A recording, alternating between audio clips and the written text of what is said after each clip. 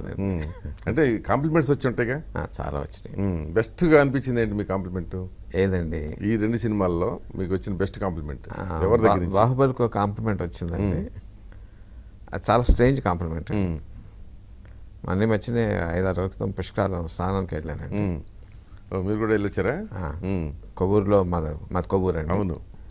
రేవులు స్నానం చేసి పైకి వస్తూ ఉండగా 8 నుంచి 10 మంది జనం, 5-6 8 to 10 మెంబర్స్ మా గోదావరి జిల్లా వాళ్ళు మాట్లాడుకుంటారు. దేవుడి మాటలు మాట్లాడుకోవట్లేదండి, పుష్కరాల గురించి మాట్లాడుకోవట్లేదు, బాహుబలి గురించి మాట్లాడుకుంటున్నారండి.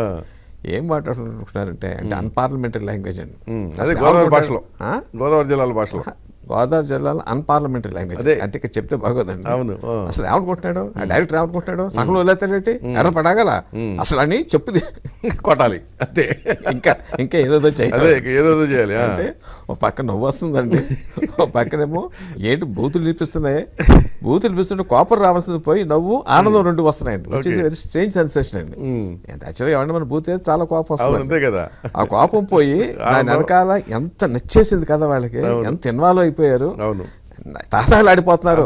సినిమా బాబు అసలు పట్టించుకోరండి, ఎంత తహతహలాడిపోతారు. నెక్స్ట్ పార్ట్ కోసం ఎలా వెయిట్ చేస్తారు చూసి చాలా ఆనందం వేసిందండి.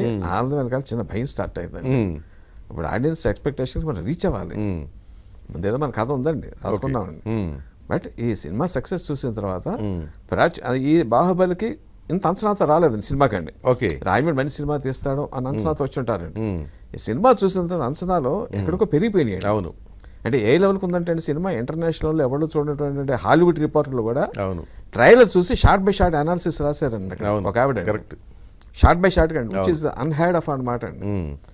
ఆ లెవెల్కి వెళ్ళిపోయింది. దాంట్లో ఇప్పుడు ఎలాగా రీచ్ అవ్వాలంటే దేవుడా అని ఒక అంతేనా మే మాసంలో వస్తుందండి. కానీ ఆల్రెడీ కథ సిద్ధం చేసుకున్నారు కదా. కథ ఉందండి, అంటే కథ ఉందండి. కానీ అంటే మార్పులు చేర్పులు ఏం చేస్తారా? ఇప్పుడు ఉన్న అంచనాలకు హైలైట్స్ చేరుస్తామండి, చేరుస్తారు. అదేమీ మారదండి, బేసిక్ ఇది మారదు, బేసిక్ అసలు ఏమీ మారదండి. టేకింగ్ లో కానీ ఇంకా పాలిష్ చేసి ఇంకా అద్భుతంగా చేయవచ్చు, ఇంకా స్పెక్టికల్ క్రియేట్ చేయొచ్చు, వండర్స్ క్రియేట్ చేయొచ్చు అనే యాంగిల్ మీద ఉంటుంది.